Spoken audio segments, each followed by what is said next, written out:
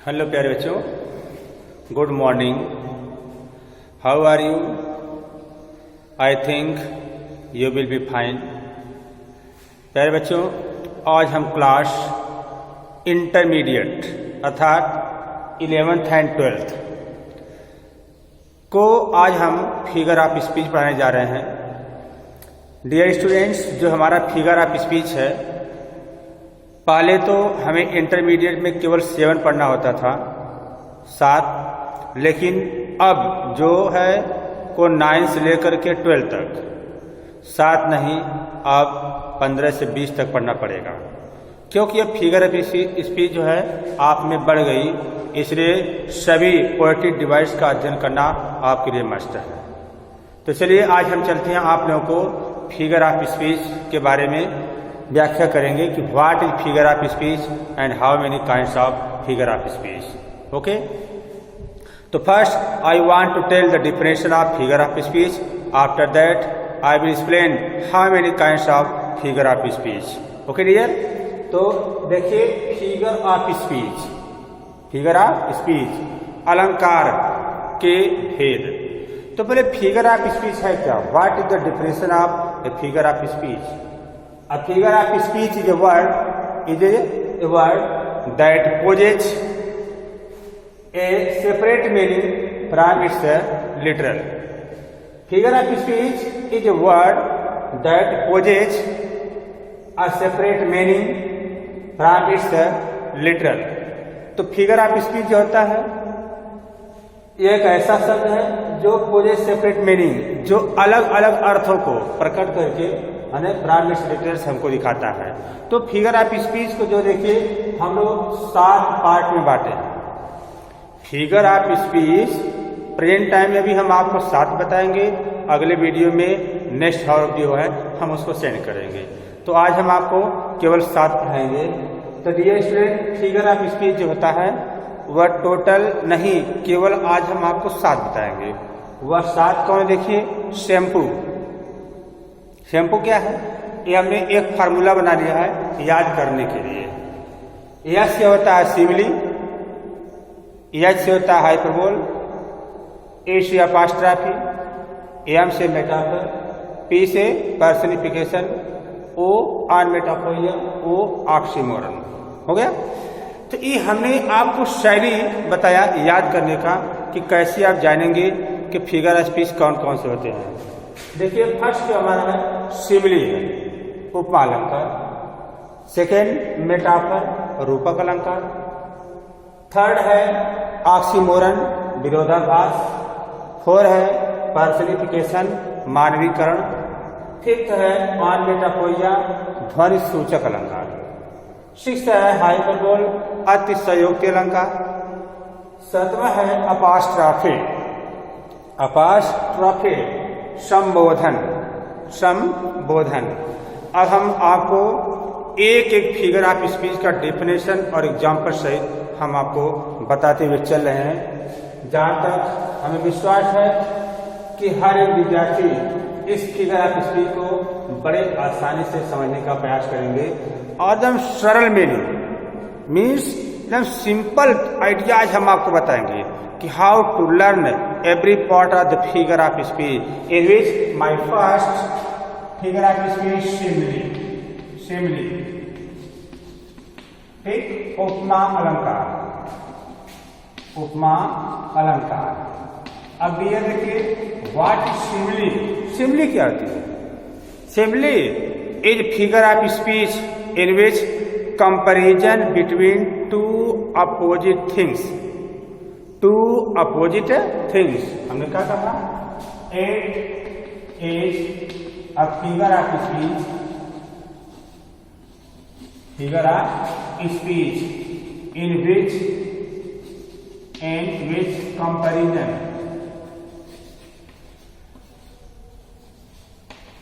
between 2 opposite things। तो simile ये होता है कि is a figure of speech which compares या कंपेरिजन बिटवीन 2 अपोजिट थिंग्स। तो सिमिली के अंदर क्या होता है, जहां पर हम दो विपरीत वस्तुओं, विपरीत व्यक्तियों या वस्तुओं के बीच हम तुलना करें, उसको सिमिली कहते हैं। ठीक है। अच्छा, अब इसमें देखिए जो कंपैरिजन वर्ड होता है, सो, लाइक, एज, देन, ठीक है, ये सब के सब जो है कंपैरिजन वर्ड आर गिवन, ये दिया रहेगा। The simile is a figure of speech which comparison between two opposite things and comparison word are given, so, like, as, then, just. Okay. लेकिन सिमिली की एक खासियत है, सेम कैटेगरी नहीं होनी चाहिए, सेम कंपैरिजन नहीं होना चाहिए। जैसे पिता का माता से, माता का पिता का, भाई से बहन का, इससे नहीं होना चाहिए। हमेशा अपोजिट होना चाहिए, एक दूसरे का एंटी होना चाहिए, तब सिमिली है, नहीं तो सिमिली नहीं है। जैसे मैंने कह दिया था कि लिखा एग्जाम्पल देखिए, life is like a dream, जीवन स्वप्न के समान है। मैंने कहा life is like a dream, जीवन स्वप्न के समान है। अर्थात जीवन देखिए एक नाम हो गया, ड्रीम भी एक नाम है। तो जीवन की तुलना हमने किससे किया, ड्रीम से किया, और दोनों क्या है, अपोजिट है, एक दूसरे के एंटी है, अलग अलग चीज है, तो सेम नहीं होना चाहिए। मैंने कहा कि she is as good as her mother, ये सिमिली नहीं, ये सिमिली नहीं है, क्योंकि सी की तुलना उसकी माँ से की गई है ना। अगर हमने कहा life is like a paddle, जीवन एक पहेली के समान है, तो जीवन की तुलना हमसे किससे किया, हमने पैडल से किया। ठीक है, तो इसको हम बोलते हैं सिमिली। ओके डियर, जीवन की तुलना हमसे पैडल से किया। जैसे कह दिया जाए, she is as strong as lion, वो उतना ही स्ट्रांग है जितना शेर। अर्थात सी की तुलना हमने शेर से किया, किसी इंसान से नहीं किया, तो हमारी सिमिली होती है। ठीक है, कोई दिक्कत? तो सिमिली को पहचानना बहुत आसान होता है, केवल समझने का प्रयास करिए। कंपैरिजन जो हो हमेशा अपोजिट हो, लेकिन सेम नहीं होना चाहिए। ओके। सी का जैसे आपने सिमिली समझा, जिस तरह से आपने सिमिली समझा, ठीक उसी तरह से सिमिली का सेम टू कॉपी होता है मेटाफर। देखिए सेकेंड है क्या, मेटाफर। मेटाफर जो होता है रूपक अलंकार। देखिए रूपक अलंकार, सिमिली का सेम जो होता है मेटाफर होता है। तो मेटाफर हम कैसे पहचानते हैं, बहुत आसान है, एकदम सेम डिफिनेशन। जैसे आपने सिमिली का डिफिनेशन दिया, वही डिफिनेशन मेटाफर का भी है, सिर्फ कुछ अंतर है। अंतर क्या है कि metaphor is a figure of speech which comparison between two opposite things but comparison word are not given, means so, like, as, just, then. तो तुलना किया जाएगा, लेकिन तुलना वाला शब्द न दिया, तो समझिएगा वो हमारा मेटाफर है। ओके डियर, तो metaphor is a figure of speech which comparison between two opposite things but comparison word are not given, means so, like, as. आइए हम एग्जाम्पल देखते हैं। एग्जाम्पल देखिए, चीज वही है, हमने लिखा लाइफ इज ए ड्रीम, जीवन क्या है, स्वप्न है। अर्थात हमने जीवन की तुलना किससे किया, स्वप्न से किया, मगर कंपैरिजन वर्ड नहीं दिया। लाइफ का तुलना किसे, ड्रीम से किया, लेकिन हमने कंपैरिजन वर्ड नहीं दिया। तो ये जो हमारा होता है मेटाफर। जैसे कह जाए, the camel is the ship of dessert.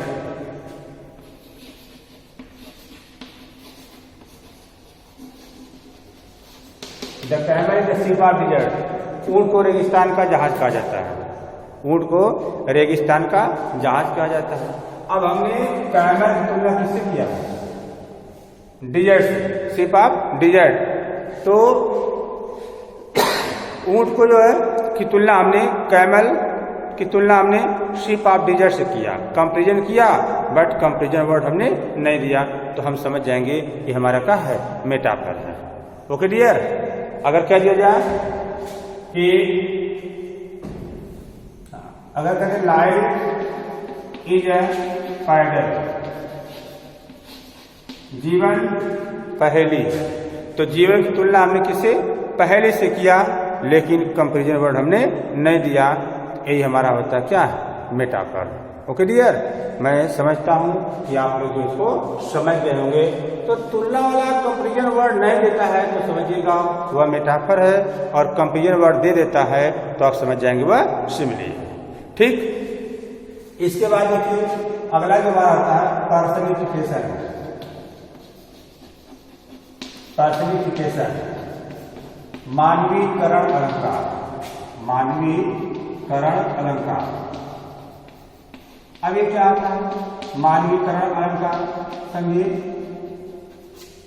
मानवीकरण क्या होता है कि it is the figure of speech in which non living things as a act of living, non living things are ideas as act of living. मैंने क्या कहा कि figure of speech कौन, personification में जो होता है निर्जीव चीजें या निर्जीव विचार जो एक्ट ऑफ लिविंग का काम करते हैं, एक्ट ऑफ क्या, लिविंग का काम करते हैं। तो नॉन लिविंग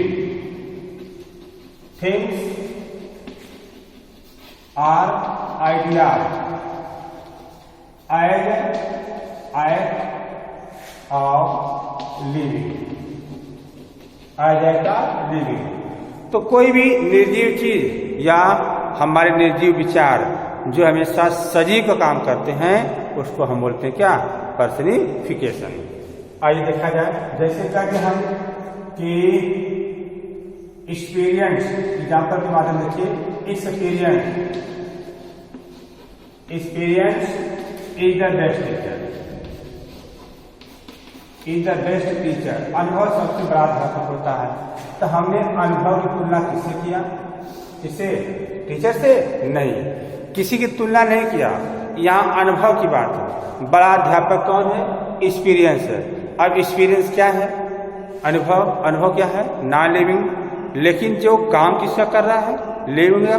क्यों, क्योंकि हमारे पास अगर अनुभव है तो हम अनुभव के सहारे से कोई काम कर सकते हैं।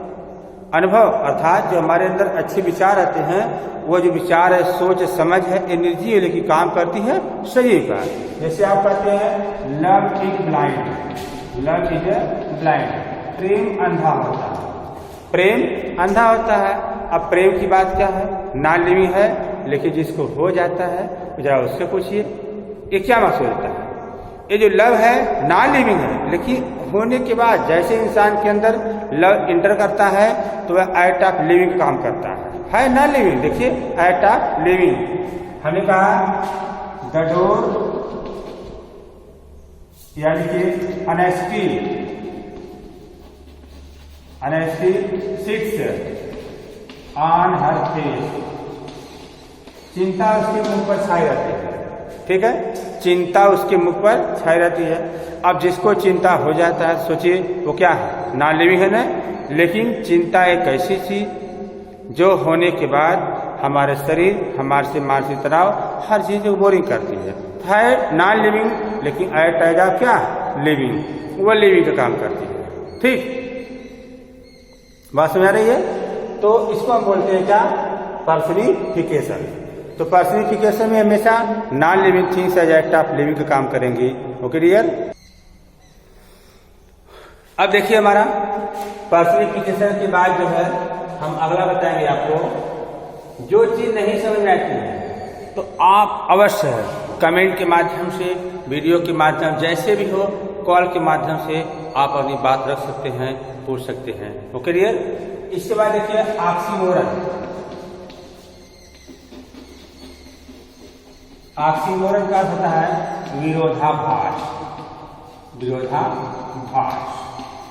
अब डियर विरोधाभास क्या क्या होता है, ऑक्सीमोरन। तो देखिए ऑक्सीमोरन बहुत आसान पहचान है।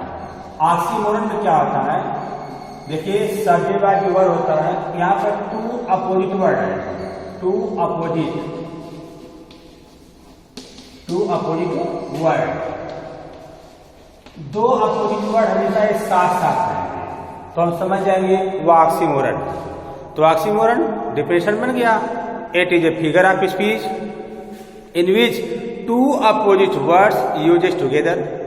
टू अपोजिट वर्ड क्या यूजेज टुगेदर, जहां पर दो विरोधी शब्द एक साथ प्रयोग किए जाते हैं उन्हीं को ऑक्सीमोरन कहते हैं। जैसे पहले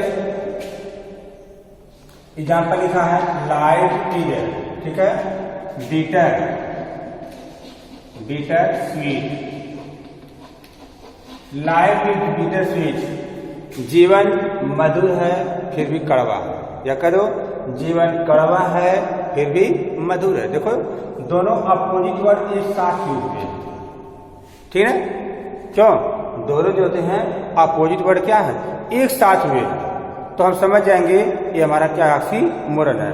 तो ऑक्सीमोरन में हमेशा वर्ड के बाद जो दो वर्ड होंगे वो हमेशा एक दूसरे के एंटी होंगे, एक दूसरे के एंटी होंगे तो हम समझ जाएंगे वो हमारा क्या है ऑक्सीमोरन है। जैसे कह दिया जाए कि ही इज रेगुलर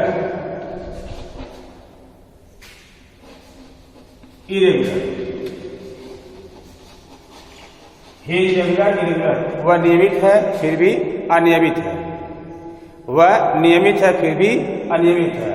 अगर लिखा गया and having nothing, and having nothing, nothing he has all, he has all, उसके पास कुछ नहीं है फिर भी सब कुछ है। And having nothing he has all, उसके पास कुछ नहीं है फिर भी क्या है सब कुछ है। ठीक, ये जो हमारा था देखो, अब having nothing he has all, यहां से लेकर एक वर्ड फिर यहां से लेकर के एक वर्ड हो गया। तो जो दोनों वर्ड हो या फ्रेज हो या क्लास जो भी हो, जब दोनों एक साथ प्रयोग किए जाए और दोनों एक दूसरे के अपोजिट हों तो हम समझ जाएंगे वह सेंटेंस या वह फिगर ऑफ स्पीच हमारा क्या है ऑक्सीमोरन है। ओके डियर, तो ऑक्सीमोरन को हमारे समझ से आप बहुत आसानी से समझ गए होंगे कि oxymoron is the figure of speech in which two opposite word uses together. Okay dear, हमारा जो नेक्स्ट है ऑनमेटाफोरिया, ओनोमेटाफोरिया। ऑनोमेटाफोरिया का होता है ध्वनि सूचक, ध्वनि सूचक, ध्वनि सूचक अलंकार, ध्वनि सूचक अलंकार। देखिए ध्वनि सूचक अलंकार क्या होता है, बहुत आसान है कि the sound of any creature, sound of any creature is called onomatopoeia. तो डिफिनेशन क्या बनाएंगे कि it is the figure of speech in which it shows the sound of any creature, जिसमें किसी जीव जंतु पशु पक्षी की आवाज का व्याख्या किया जाता है, उसी को बोलते हैं ऑनमेटाफोरिया। ठीक, ऑनमेटाफोरिया। जैसे देखिए हमने कहा the cat, the cat mews, बिल्ली मेव करती है। द स्नेक, द स्नेक हिसे, सांप क्या करता है पुकारता है ना। हमने कहा द लायन रोर, शेर क्या करता है गरजता है, ठीक है। और हमने कहा द बर्ड या कहीं बर्ड्स, बर्ड्स स्क्रीम्स, क्राइज, है ना, बर्ड स्क्रीम्स, पक्षियां चीखती हैं चिल्लाती हैं। तो जो भी हो, तो the sound of any creature, किसी जीव जंतु पशु पक्षी की आवाज जो होती है वो हमेशा ऑनमेटाफोरिया के अंतर्गत आती है, अर्थात ध्वनि सूचक के अंतर्गत आती है। ओके डियर, तो बहुत आसान समझ गए होंगे। Onomatopoeia is the figure of speech in which it shows the sound of any creature. Okay dear, किसी जीव जंतु की आवाज जो होती है वो ऑनमेटाफोरिया के अंतर्गत आती है। जो हमारा अगला है वह है अपोस्ट्रोफी।